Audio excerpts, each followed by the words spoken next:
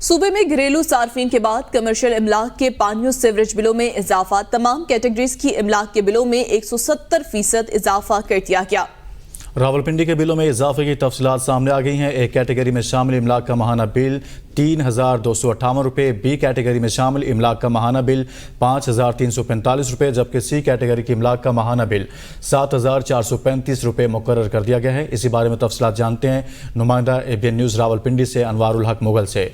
जी अनवार, मजीद कहिएगा।